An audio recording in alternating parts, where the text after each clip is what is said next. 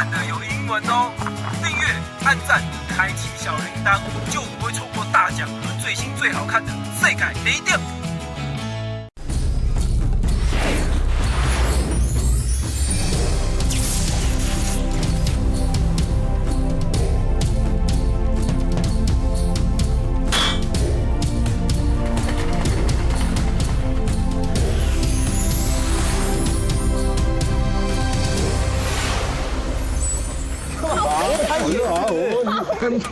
跨也跨太大了吧？对吧？脚跨很大。为什么我有种逼良晚上的感觉？还是公主啦，公庙的公，公庙哎。还是5、6大，这是不是塞太满了？超快的！有了有了。哇！我第一次吃吧。我觉得它的香气真的很浓郁，真的浓郁。来上来帮忙拉，来，我们拉到上面去啊，我们后退一点。走，有吗？有，所以有看到就开心。它很粗哎。来，我它真的活力满满，等下跟搓就抓不到，因为它滑滑。它这个一滑，跑出来一次。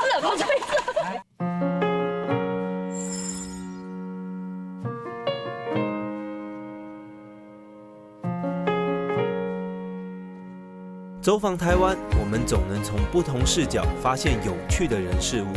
尤其透过职人带路，很多看似平凡无奇的东西，其实背后暗藏玄机。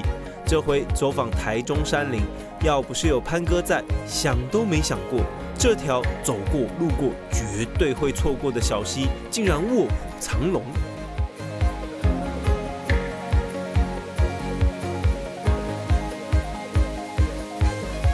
潘哥，小刚，好久不见，好久不见。我这是带这个妹子，不然每次都棒子，对啊，总是要有妹子来介绍一下，是不是？而且你看，潘哥还擦腮红，你哎呦，我是看到你脸红了啦。不要一来就撩人家。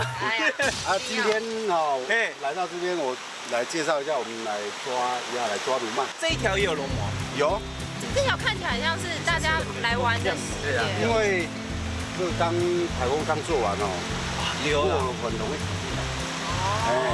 所以我们这次比较会在比较下游，是因为台风过，它其实会对，没错。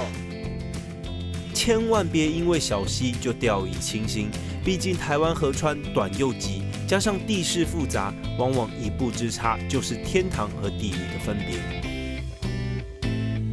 这边稍微有一点深度了，已经最甜的了，嘿。你干嘛？攀岩跨也跨太大了吧？对吧？脚跨很大。为什么我有种逼良晚上的感觉？你们会不会游泳？你刚才不是说你很觉得凉爽，想泡下去？刚刚是不是有一群人把我推下去？哇塞！刚刚是下海下水，现在又上山。可以了。让公主一次满足所有的愿望。我们这也喜欢爬山，夏天嘛，主要是夏天会爬。我踩着，有一个沟。这边是滑的，它这边可以。他们可以的话是可以的。你们几个就在这不行啊！公主好，果然只有个3分钟啊！还是公主啦，公庙的公，公庙哎。这位公主啊，咱们慢慢来哈。这里水急又暗潮汹涌，别说你吃力，连我都得小心再小心。潘哥说前几天早就布下天罗地网，没料到遇到台风来搅局，就希望等等开奖，不要共估收场。这里还有一个哦，这里还有一个陷阱，毛蟹可以抓，里面有一只大只的，有一只大只的哦。你帮我，我知道，他感觉一直想要逃出来。正常啊。正常。没有了，你到我们转上面就好了。好，我们顾着洞口边逃出来就好。推着就好。大没有大的，打一下它就下去了。这是大，没关系，打一下就好。这是大，好，这个大。我进去。这个尺寸超大哎，上面那只小心哦，这个夹到是不得了。难怪我想说闻到那个味道，原来是你们里面有放那个鱼。对。有。小心不要，这个夹到就会痛了。对。哎，这个大哦。会流血，不是会痛哦。这个算大了。母的。对，母的。这个应该有6两有了。这个尺寸其实应该就是 number one OK 了，对，很 OK 的，很 OK 了。哎，他们小小这个是钳子超大哎，因为他好像在夹我哎。对，夹子比较大，因为好像夹子比较你有带很。好险我的手套很厚，而且我现在一定很这种，你看野生他们这种攻击性啊，跟他们挣脱的那个动作就会力气很大，力气很大。跟你平常有些大闸蟹，它活力已经没有那么旺盛了，养殖的差很多。狂挣脱哎。对啊，因为它人家看到东西马上夹住。对，你看，所以这个大小是可以吃的了。可以吃的，很 OK 的，很 OK 的。哇，这好大哦！都3尺，有3尺宽了。有，这一笼的大小其实都蛮大的。大闸蟹它的脚是长的，我们野生毛蟹脚是短的，分得出来啦，比较短，比一个是脚长的，一个是脚短的。但是我觉得最明显的是这3尺啊，3尺是不一样的。这是毛蟹，对，这是我们台湾的。其实都是毛蟹，都是毛蟹，但是一般我们会叫这个叫做毛蟹啊，大闸蟹叫大闸蟹。果然天凉好个秋，每到秋天螃蟹季，野溪里就有机会遇到毛蟹的身影。没想到第一局就开一个好彩头，希望后面可以自摸秋嗨嗨呀！刚好这个不是啦。你是不是也查不到？有啦，在这边嘛。要他把它移出来啊！你也走过来，你走过来，有没有？这个这是一个，不可以啊。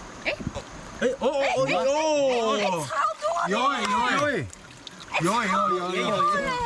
这是不是塞太满了？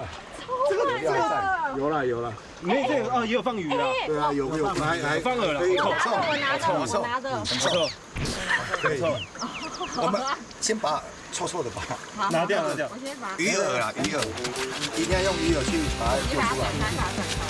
你的骰子是骰了多少？我这样子。3、4、5、6大。好，有饵料啊，有饵料多，要手要拨。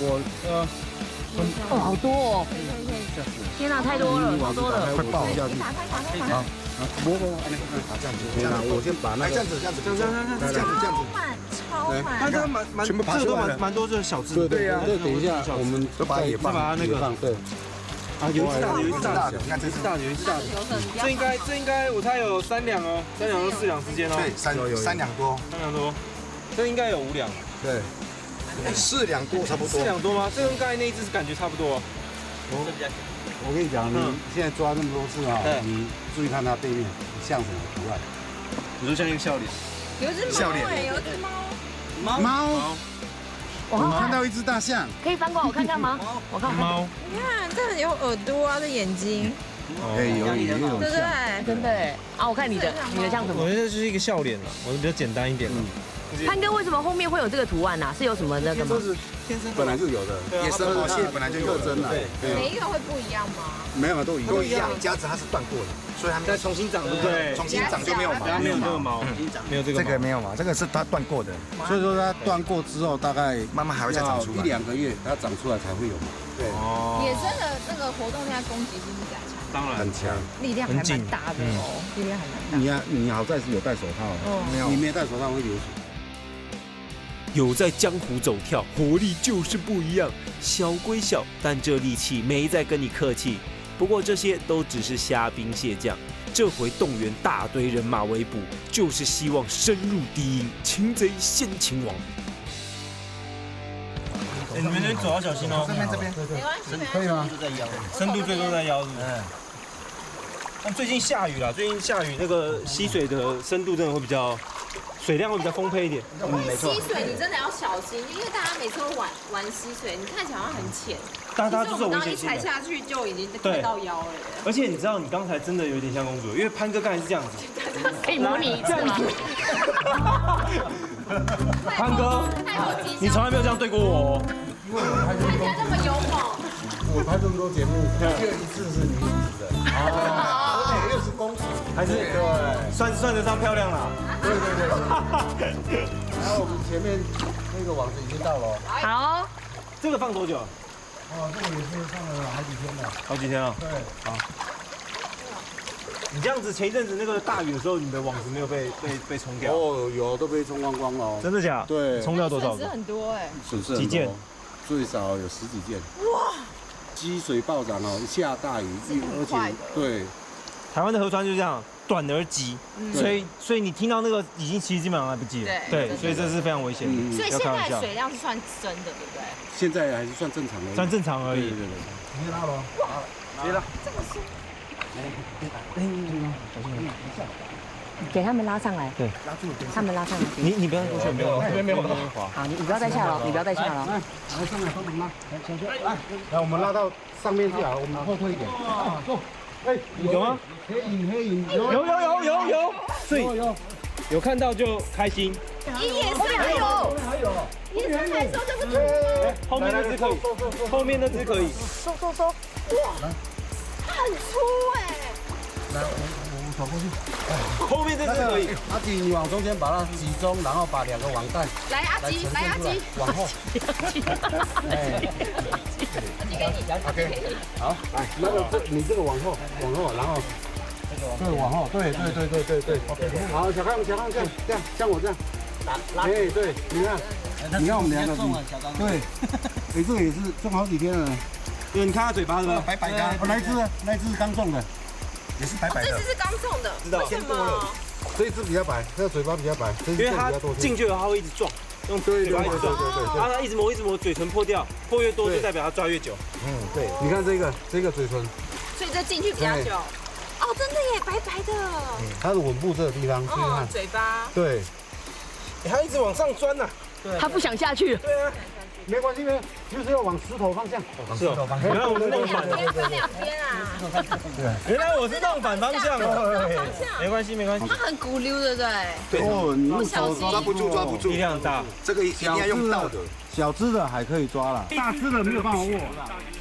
对，好，好，对，有看到。要确保万无一失哦。对，一只手握紧。它会直接这样串。你左手不用担心，对你左手握紧一下。它会飞。事情不要作业，不用担心。对。然后这边真的那个我们自己做的那个活结。对，然后石头，然后要拉开，对。哇，认识你这么多年，我怎么不知道你这么细心的人？我还会做绣花哎！来，那个网框要先进来，对。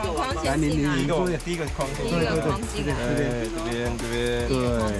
好，丢掉了就结束了。结束了，好险大只的已经辛苦上。没有，要这样，这样，就是网子这样一拉紧，哎对，然后你往上抬，小方你要往下。不是，哎，对，哎，好，你那个抬住网框，等一下，要抓下面，对，它防止它逃出来。有，哎，抖一下，好，可以了。对，好，小方你握紧了，好，有了，好，用担心，哎，要绑起来，很害怕可以拿来看，好不好？很重哎，是吗？是吧？这应该只有5斤左右，5斤，对，5斤左右，算小呢。啊，不算以你的斤来算，中了，哇，很谦虚了。它蛮胖的耶，蛮还好，对，算这个都是 OK 的等级，这样抓，看运气，有时候更大，你会陷到一圈，对，然后这边套一个就拉进来就好了，然后拉紧你的手还可以套着，对，哎，这是公主的嘛，对，这里的 LB。对，最时尚的海鲜 LB。我们下一个网子，我们来看一下哈。对。你们这走要小心哦。这边。没关系，可以吗？深度最多在腰，这边有几件？哦，这边只有1件，只有1件。我们走的蛮远的耶。大的蛇龙。没有想到这边这么大一个水潭，所以说，因为这个水深哦，宽的水域，我就用大的网具去捕它。像说石头缝的地方，我就用那个小圆笼。他们3个现在看起来好像在玩水，有一种老顽童的那种感觉。这边下去，你光看这边的深度已经1个人了，对，到中间已经哎，拉上到中间已经超过1个人多了，然后就用所以大家玩再往那边更深。不熟悉的水域的那个。要小心啊，不可以这样随便玩。那我们去拉上来，拉上来。公鱼架，好不好？重，很重，很重哦。重吗？重，应该有东西。刚才我看到有黑鱼。还是石头太多？帮忙可以帮忙拉，小心哦。你帮我拉一下。大一点。对啊，大的，然后大的。啊，有吗？有一只。哎呦，有一只。可以哦，可以哦。有一只。来，我们看后面的。哎呦，有鳖，哎，有鳖啊，有鳖。哎，有小鳖。大头。出吗？哎呦，可以哦。那我一只手应该不可能握住了。太粗。这个你握不住。它要2这一只重蛮久了。它要2只手环住你看它才有办法哎。这个算大，你不能跟我说这是小的吧？这算中的。我每次出来我对大小尺寸都分不太清楚。西边哦，山上那个鳖哦，大部分都很小只的。因为为什么你知道吗？因为他们吃的东西太少。果然，河鲜之王的称号不是叫假的。要不是有达人的摆阵布局，藏身在这3米多的深潭里，谁找得到啊？更别说这爆桶的粗货，简直大开眼界。这个真的很容易就爆冲就跑出去了。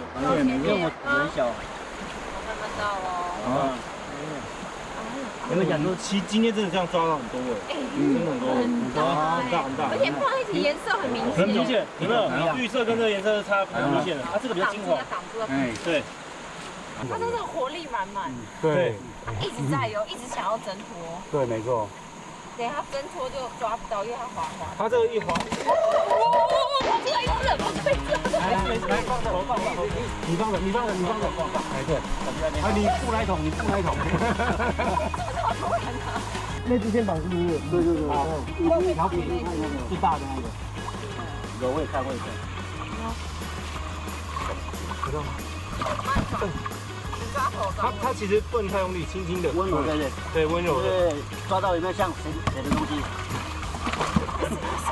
对不起，我没有办法抓起来给你看，这实在太鼓励我。大概就长。而且他们活力真的很旺盛。好，哦，起来了哦。哎，对，要接。这样子会不会一直变？对，他就是要这样，一直这样。对。好，今天的野生卤蛋介绍到此。好，该吃。好。哎，开嘴巴了，吓人。好嘞。太累了。哦，放哦，去吧。睡。游走。哎，其实蛮多的呢。今天尺寸算不错。对啊，还可以。你看小的有蛮小。还有几只大的，像这只不是。哇，这是很大这个。还有这只。母的。哦，这是最大，这应该有6两吧？有。这个是新熬的旧。这4、5两。这个它不，这一只啦。这一只要4两多。对啊，6两。对啊。好长哦。 6两左右。这可以哦。这边也是很大。溪里面的螃蟹都是这样子，就是这么干净，对，都白色的，因为它会磨石头啊，对，不是说臭水沟的蟹还是什么，溪里面的真的是很干净。它有没有膏？你看这2个黄黄的，哦，有没有？这边饱，它现在是很饱满的，一打开那个膏就很浓郁，而且超黄的，你看这边，很明显有没有？母的下面没有，这个是有，这也是有的，分浅嘛，它的膏有没有？公的，我先看公的，很明显，黄黄的。我给你看它这屁股后面的这个膏，还有这个边的很亮黄，那个膏就很细。都分出来了。对啊。哦，你看这个膏色，看这么亮，漂亮。小心哦，真的里面可能会有啊！摸到！哇塞，很多，这个声音很像在快炒的声音。对，蛮多的。因为他们其实基本上都在这种下面。网络版的有英文哦，订阅、按赞、开启小铃铛，就不会错过大奖和最新最好看的世界雷电。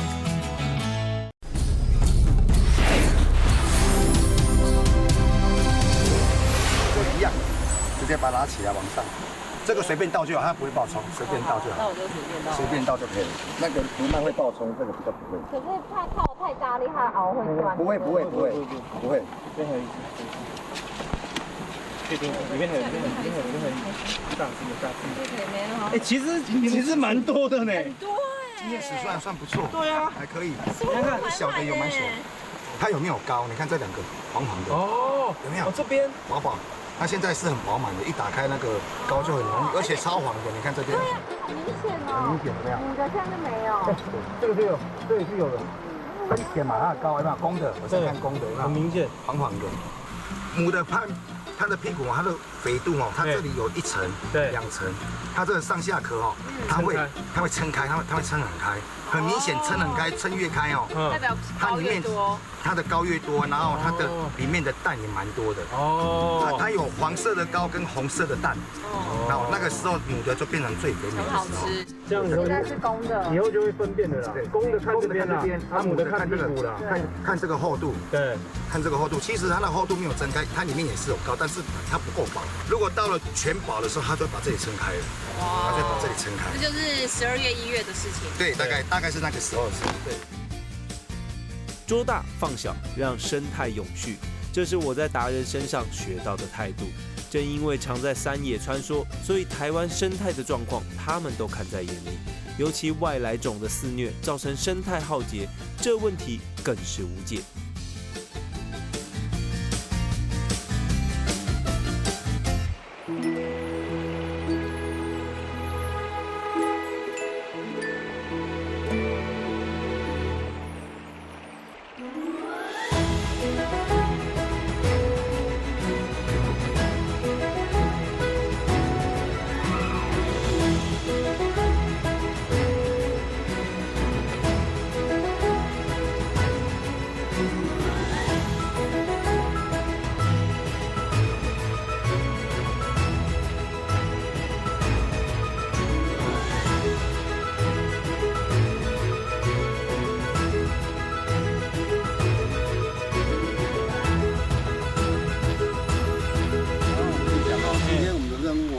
就是说来移除那个外来种，它没有所有的天敌。一开始也是为了吃吗？也都是为了吃，对不对？就是跟金保罗事件一样。对。然后它没有人要吃，所以就乱丢，然后就繁殖。繁殖力又强。前2天我有放一个那个虾笼啊，你下去摸就摸得到了，不要摸到蛇就好了。你摸啦？这里吗？没有啦，对。小心哦。小心哦，真的里面可能会有啊！摸到，这个我摸过，所以我知道是它。好，就这个。哎有，蛮多的。因为他们其实基本上都在这种下面，白天都躲在下面，白天都躲在黑暗处。哇塞，很多，这个声音很像在快炒的声音。对，因为它壳是硬的。哇，倒退路了，这么多啊！在这一笼里面，这2只算是大，这算大。你的螯比较大，但是你的身体，我的很红。这是鳌虾吗？对。它跟小龙虾是不是很像？很像，其实就是壳不一样啊，类似，就是也有在吃这种嘛，在有，对啊。小时候都会去溪边抓来那个小的水族箱养啊。是这种吗？不是吧？是啊，小时候。你不要抓过山虾，以为是溪虾。以前我们住眷村的时候，很多那种水，像这种水坝、水池或干嘛的，然后都会有这些，然后我们就会抓，然后抓到那边。那时候就有了吗？因为这个外来种已经进来很久了，它脚每一根脚都有夹子，对。鳌虾生命力强，繁殖力高，不管是灌溉渠道、溪流，往往都有它的踪迹。而且这家伙也不是省油的灯，想逮它得动脑筋。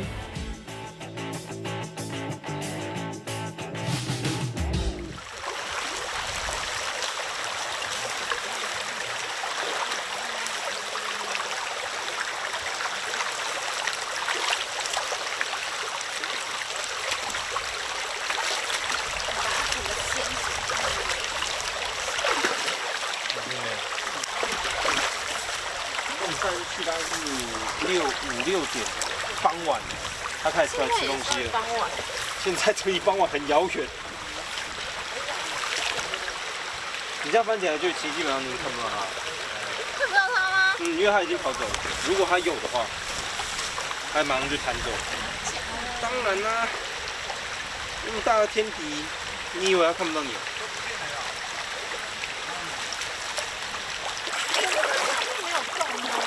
它不一定要动，它像草这样盖着，它只要草就是阴凉草就是动啊，对啊，它的间隙啊，对啊。真是。啊，我忘记了。傍晚啦，傍晚。再看一下你。它才有可能，它有可能白天它躲在水深一点的水塘里面，就水洼水深。可是，一掀起来就很浑浊耶。对啊。不要躲哦，我会找到你哦。为什么听起来有一种很可怕的感觉？出来面对。我们的恐怖片就叫做翱翔，会找到你哦。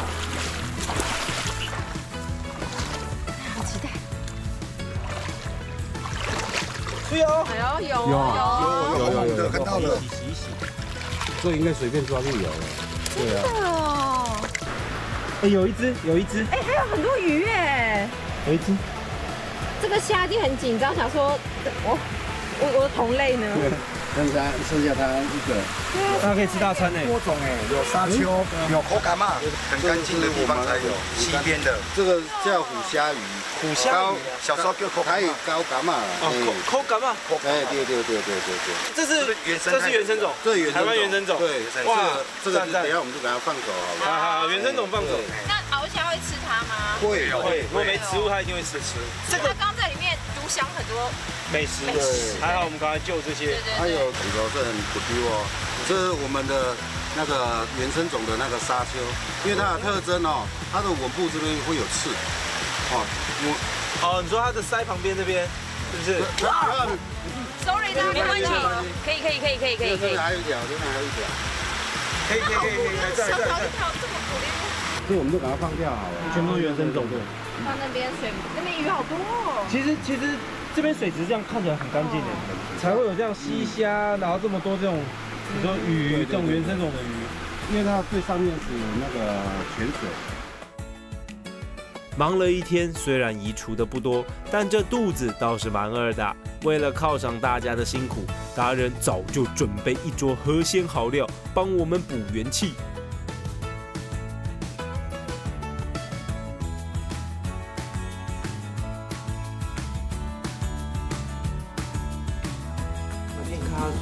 这屁股后面的这个蟹黄，还有这边的很亮黄，那个膏就很都喷出来了。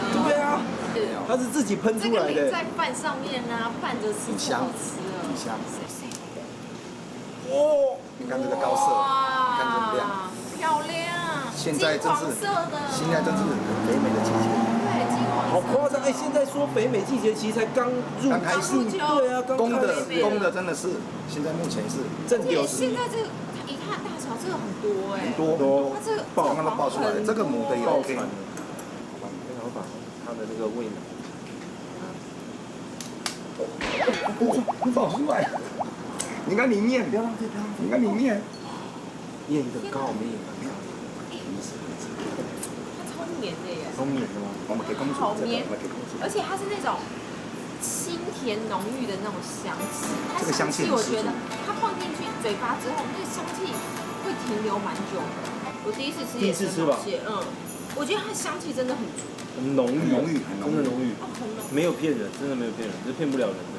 而且它有一点点那个油脂，它那个水分本身的，对。然后本身你吃进去的时候，很香，它混的那个超香。肉也不少哦，肉都饱满，肉都是饱的哦，都饱。它的壳硬的，它壳越硬，它的肉越饱。哎，它的黄可以吃蛮久的，因为你一直这样捞，底下都还有。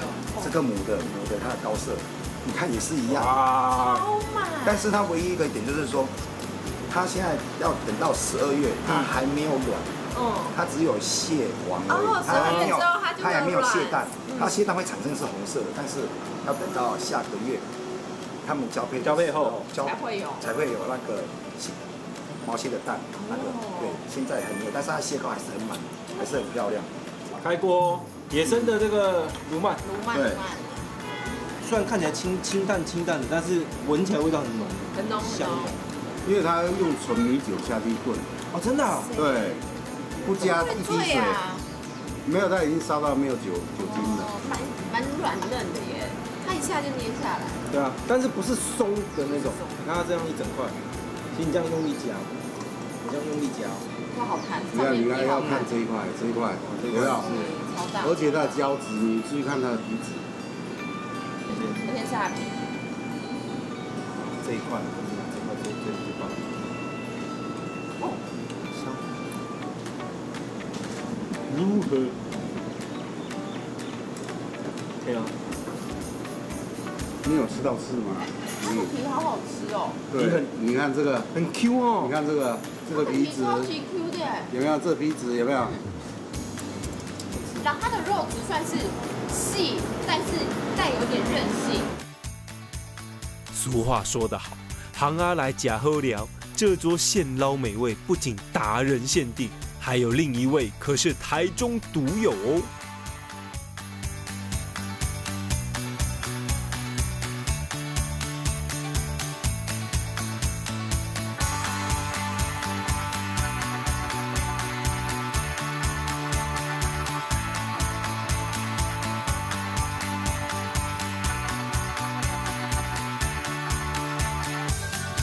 所以这些全部都是华裔是？嘿，这拢华裔，对。现在看得到全部都是。哎，对。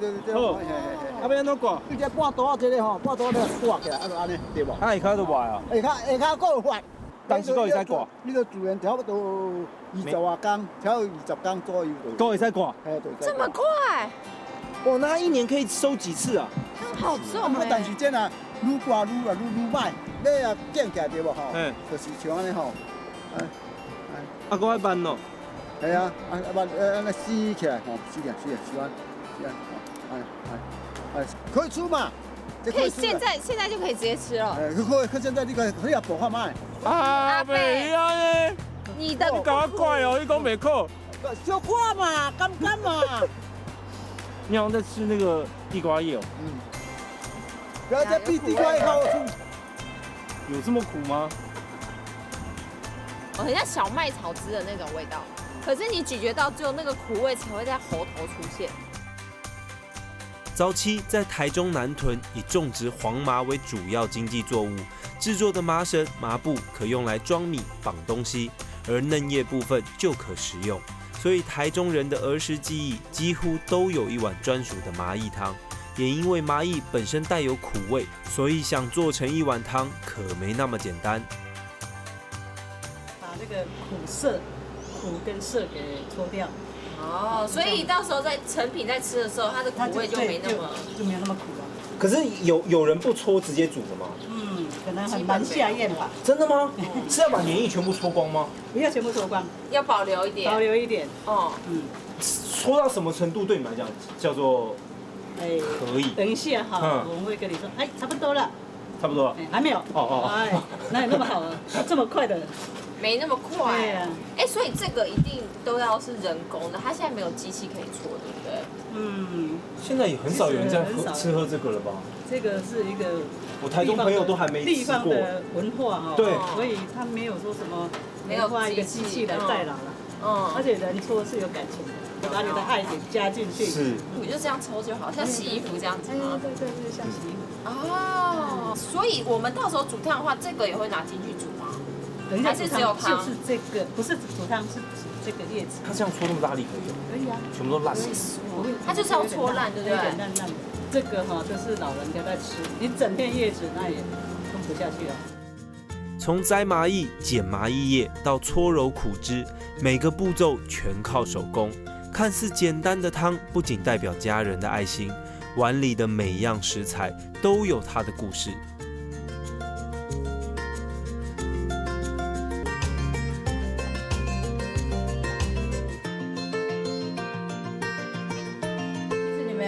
会了解到说，台中人是因为把你当成家里面的贵宾，我们才会特别从头到尾煮一锅，然后邀请你来家里面吃。因为这费工啊，我把你当贵宾的话，我自己在那边搓那么久。对，因为他现在没有机器替代嘛。对，没有啦。不一样。超好吃。你试看。超好吃。试看，我跟你讲，我们这在被别人有地瓜香，一点那个苦涩味完全没有。然后我觉得它比我上次吃的再更粘稠一点点，这里的。哦，真的、啊？对，因为每一家要看搓的程度，然后不是煮的量，对不对？麻衣用的量，麻衣很贵，这满的。麻衣很贵，麻衣现在很贵吗？你刚刚不是割了？对，割了，然后那一把就要50块哦。它有量它才会黏嘛，对。然后要有地瓜它才会甜嘛，对。然后要有布拉布它才会香嘛，对。那盐巴一加下去，又把那个甜味给拉出来，对。所以它在这个城市里面啊，就在那边冲撞，那冲撞了以后，你自己人本来就是夏天很热，你根本就是食欲不振，台中神酱，这个加到咖啡里面，满满的，对，满满。到了，好，哦，为什么？你加番茄酱我都能理解，为什么要加辣椒酱？网络版的有英文哦，订阅、按赞、开启小铃铛，就不会错过大奖和最新最好看的世界第一点。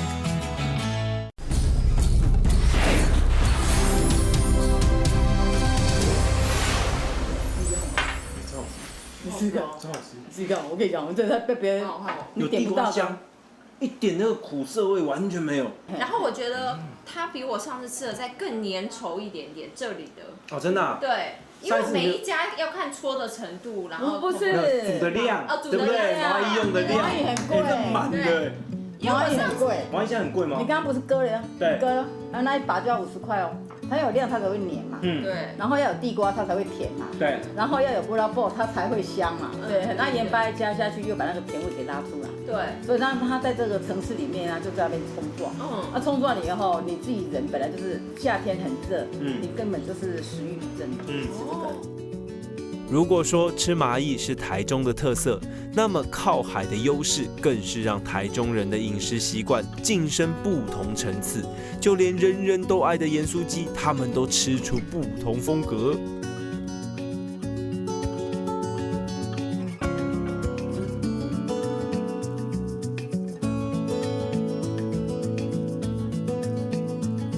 根本就是咸酥海鲜。蚵仔酥一定要点，蚵仔酥通常都只会在餐厅才会出现。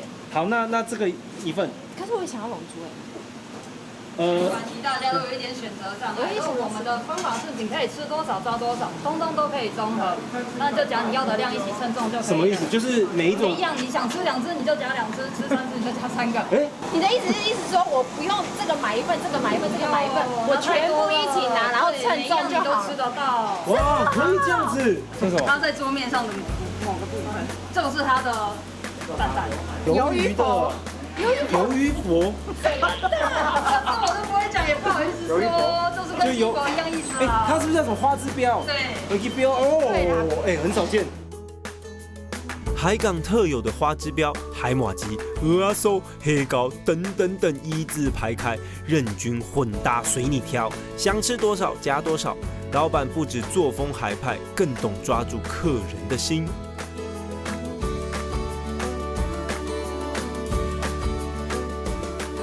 这个很稀有，对不对？他说只有他跟鹿港还是哪里有卖，这个是须，就是鱿鱼的须。一般我们都吃到脚，但它须只有2条。你刚才咬一下，那个感觉很像咬那个韩国炸麻糬在炸那个年糕那种感觉。好奇妙哦！你开始咬哦，外面是 Q 的，但里面是有点嫩度的哦，有点像，你就有点像蒟蒻的口感。好奇妙，Q 软的花枝标。可能因为它有撒胡椒粉，但是你吃起来，因为它里面也是没调味，对，里面的口感我觉得整个来说是好的哦。为什么？你加番茄酱我都能理解，为什么要加辣椒酱？然后如果你要让它喝到有一点点辣的部分，吸管就稍微往下放一点点。可以，对不对？很可以耶，蹦出新滋味耶。网络版的有英文哦，订阅、按赞、开启小铃铛，就不会错过大奖和最新最好看的世界第一点。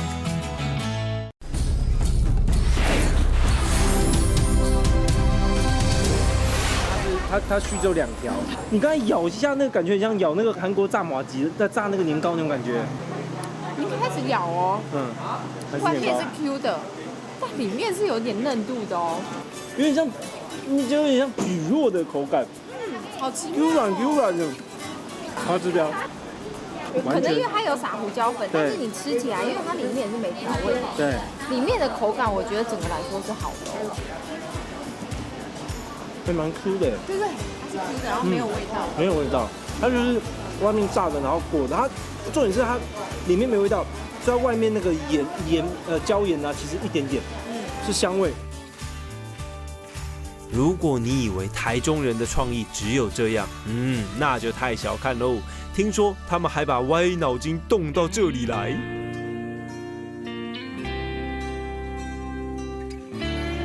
其实像台湾我们吃各式各地美食啊，世界各地酱汁都是我们讲所谓的灵魂食材。这一次我们来到台中，这个东西被号称台中神酱，有没有？但这个呢，竟然现在有人把它跟一些西式我们想象不到的一些东西做结合。这个加到咖啡里面，干嘛加辣椒酱？喝咖啡耶。我是听过美酒加咖啡、牛奶加咖啡、柠檬汁加咖啡，就是没听过辣椒加咖啡，到底啥滋味？我都好奇啊。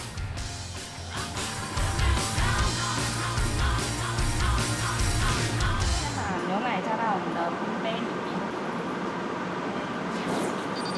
好了之后呢，我们会。这个不是最后淋在上面一点点点缀？没有，因为我们希望它就是假装是草莓牛奶，颜色比较漂亮。满满的是？对，满满的。到喽。好。哦，为什么？你加番茄酱我都能理解，为什么要加辣椒酱？我要先把它做搅匀的动作。还要搅匀啊？对，等下草莓牛奶就出来了。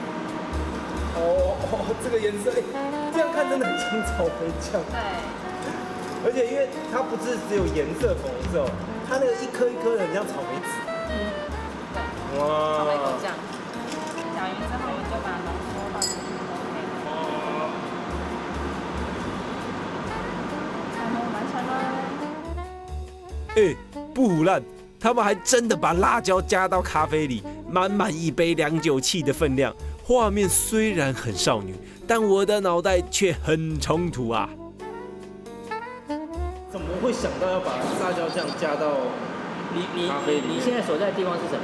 台中，还有这个第四市场，它在市场加辣椒酱是最正常的啊。而且它这是很传统的烤味嘛。对。然后如果你要让它喝到有一点点辣的部分，吸管就稍微往下放一点点。从底部开始喝嘛？不要到最底部啊！你真的不小心就是都只喝到辣椒酱，没喝到咖啡。哦，了解了解。中间带一部分。好。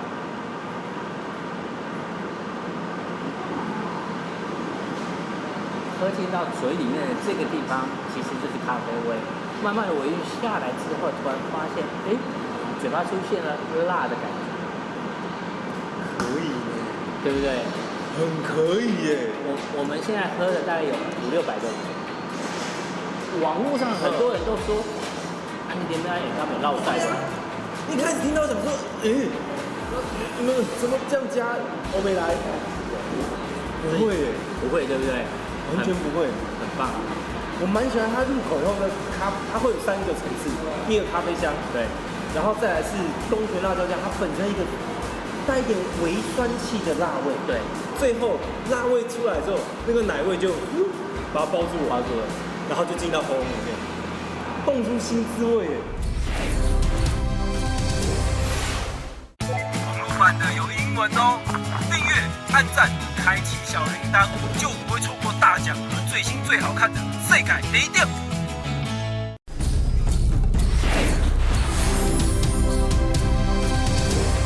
我蛮喜欢它入口以后的它会有3个层次，第一个咖啡香，对，然后再来是东泉辣椒酱，它本身一个带一点微酸气的辣味，对，最后辣味出来之后，那个奶味就把它包住了，然后就进到喉咙里面，蹦出新滋味耶。透过达人的创意巧思带出新商机，也透过职人坚持保留古早的麻艺文化，更循着达人步伐在野溪中寻宝解锁。而这就是走访台湾最有趣的地方，你总能透过不同角度看到不一样的大世界。